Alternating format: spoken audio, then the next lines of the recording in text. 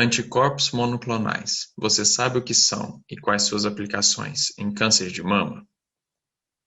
Nesse vídeo falaremos sobre tipos, origens, métodos de obtenção, funções e associações dos anticorpos monoclonais, especialmente em câncer de mama HER2 positivo. O câncer de mama apresenta diversos tipos. Um deles, o HER2 positivo, é responsável por cerca de 11% dos cânceres de mama e exibe ótimas respostas com tratamento utilizando anticorpo monoclonal contra esse receptor. Mas o que é o HER2? Ele é uma molécula que se localiza na superfície das células, na membrana celular, que quando ativada por fator de crescimento, se arranja aos pares, dimerização, e resulta em uma cascata de sinalizações intracelulares, que culminam em proliferação celular, inibição da morte celular, apoptose, formação de novos vasos sanguíneos que vão alimentar essa neoplasia, além de aumentar a capacidade de migração e de invasão dessas células.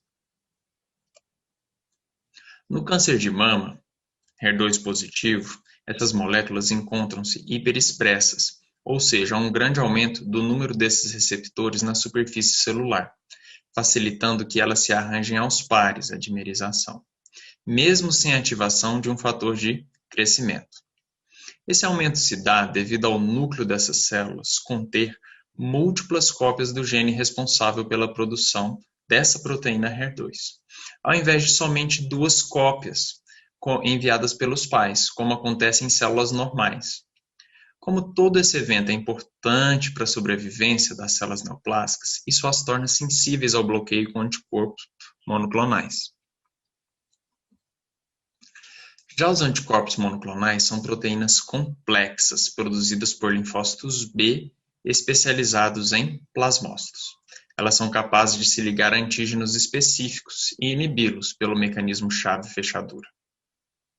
Ativam o microambiente do sistema imune.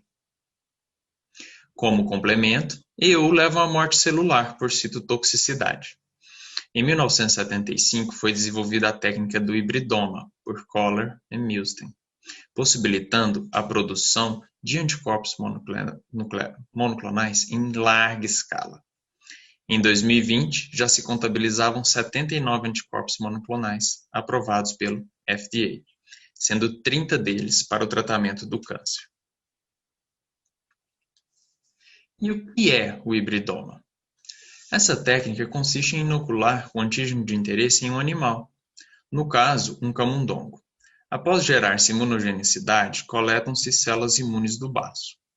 Essas células imunes, por sua vez, passam por um processo de fusão com plasmócitos imortalizados, os quais são células provenientes de mieloma múltiplo coletadas de indivíduos acometidos pela doença. Uma vez constituído o hibridoma, o mesmo é clonado. Passa por processo de seleção do clone com maior afinidade ao antígeno de interesse. Por fim, o hibridoma é mais uma vez clonado e passa ao processo de produção de anticorpos. Pelo hibridoma, pura e simplesmente, são gerados anticorpos puramente murinos, de roedores. Esses foram os primeiros a serem aprovados para uso clínico. Em 1986, o imunofármaco muromonab, um anti-CD3, entrou no mercado, com o objetivo de inibir a rejeição aguda de transplantes. O maior ponto negativo dessa abordagem é o fato desses anticorpos serem puramente de roedores, tanto na sua fração constante, quanto em sua fração variável. Isso gera uma resposta imune em combate a esses anticorpos, levando à perda do potencial imunológico e de sua eficácia em repetidas aplicações a longo prazo. Uma alternativa desenvolvida com o objetivo de gerar menor resposta imune contra o imunofármaco e ainda garantindo sensibilidade no reconhecimento de antígenos foram os anticorpos monoclonais quiméricos. Por essa técnica, transformam-se anticorpos de roedores em estruturas similares às de humanos. Combinam-se sequências variáveis das cadeias leves e pesadas de roedores com um domínio constante de origem humana. O primeiro dessa classe, o rituximab, um anti-CD20, foi autorizado para tratamento do linfoma não Hodgkin em 1997. Desenvolvidos quase que simultaneamente e de muito interesse para o câncer de mama são os anticorpos monoclonais humanizados. Nessa técnica, apenas uma sequência complementar não humana, de origem murina, da região complementar determinante, é inserida na estrutura de anticorpo puramente humano. Ou seja, apenas a região específica para a detecção do antígeno é enxertada nesse cenário. A sequência dessa região é isolada de anticorpos de camundongos, sequenciada, clonada e enxertada por transfecção para a produção do anticorpo. O primeiro aprovado foi o daclizumab, um anti-interleucina 2, em 1997, mas o anticorpo de maior aplicação clínica dessa classe, o trastuzumab, um anti-HER2 para câncer de mama, foi autorizado em 1998. No combate ao câncer de mama HER2 positivo, esse anticorpo vai se ligar ao domínio extracelular do receptor, ou seja, o seu componente exposto na superfície da célula. Assim, além de inibir toda a cascata de ativação celular, ele pode desencadear uma resposta do sistema imunológico contra a célula neoplásica, capaz de resultar em morte celular e resposta terapêutica. Partindo agora para 3 classes de anticorpos puramente humanos, iniciamos com os produzidos por camundongos transgênicos. Esses roedores são modificados por complexas técnicas de engenharia genética, nas quais têm seus genes de imunoglobulina deletados, geralmente por nucleases específicas, passando a portar, após o enxerto por transfecção e múltiplas etapas de reprodução, genes de imunoglobulina humana, sendo assim capazes de produzir anticorpos humanos uma vez expostos ao antígeno de interesse. O panitumumab, um anti-EGFR para câncer de cólon, foi o primeiro aprovado dessa classe em 2006.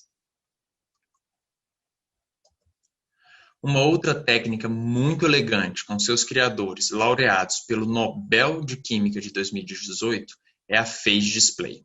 Nela, vírus bacteriófagos, ou seja, vírus que atacam apenas bactérias, são enxertados com sequências de anticorpos de interesse.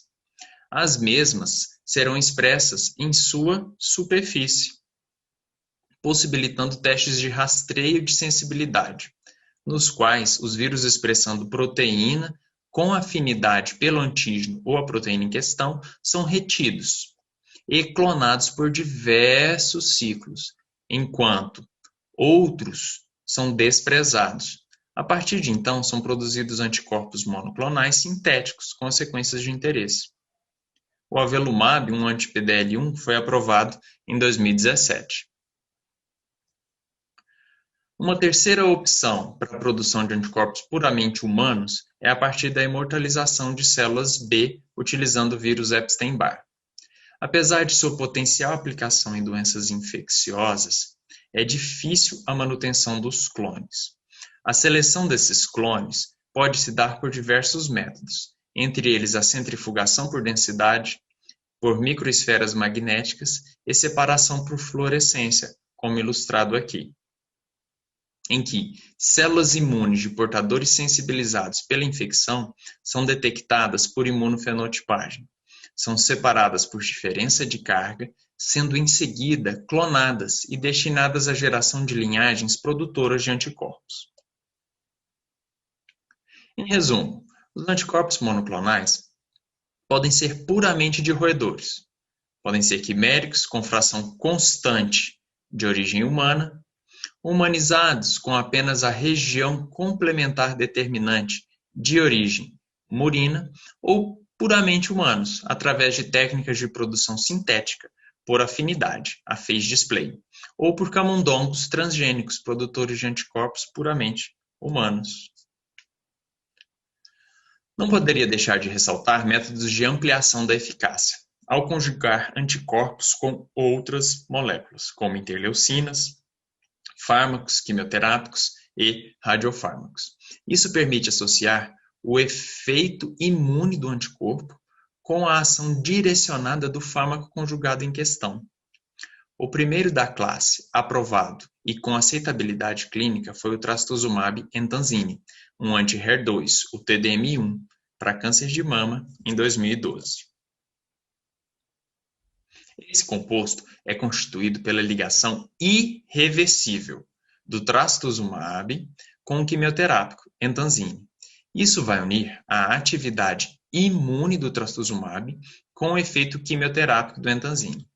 Esse composto já teve sua eficácia comprovada e encontra-se em uso em tumores de mama com resistência primária ao uso do trastuzumab puro. Entretanto, ele age essencialmente apenas em células que possuem o HER2 em sua superfície.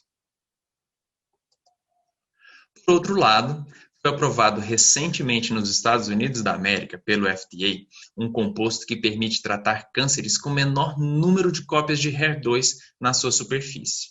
Este, ainda sem aprovação para a Anvisa para uso clínico no Brasil, na data de publicação desse vídeo. Nele, o quimioterápico de alta potência deruxtecan é ligado ao trastuzumab de forma reversível, ou seja, quando ele entra na célula de uma enzima, rompe a ligação entre os dois. Uma vez que o fármaco deruxtecan é liberado no citoplasma das células que possuem HER2, o mesmo pode migrar para as células vizinhas, combatendo também as células neoplásicas espectadoras próximas, podendo aumentar a eficiência do tratamento, sem elevar toxicidade sistêmica. Os anticorpos monoclonais também têm sido testados conjugados a nanomoléculas, como o polietileno glicol pegilado, associação a qual permite somar o efeito do anticorpo ao carreamento de fármacos quimioterápicos hidrofóbicos, mais tóxicos, de forma segura, para sítios específicos em pequenas doses, com menor agressão sistêmica. Uma outra técnica em desenvolvimento e testes clínicos é dos anticorpos biespecíficos, em que um mesmo anticorpo é capaz de reconhecer, ligar e inibir dois antígenos simultaneamente. E por fim, a biotecnologia tem sido utilizada para desenvolver, a partir de células coletadas dos próprios pacientes, não só anticorpos monoclonais, mas também linfócitos T, células brancas do organismo com receptores quiméricos, mistos, aptos a reconhecer antígenos com células de interesse e desencadear efetiva resposta imune, eliminando as células neoplásicas. Essa técnica tem sido testada também para tumores de câncer de mama HER2 positivos. Essa é uma apresentação da disciplina Biotecnologia aplicada à Farmacologia, da professora Márcia Renata Mortari. Obrigado.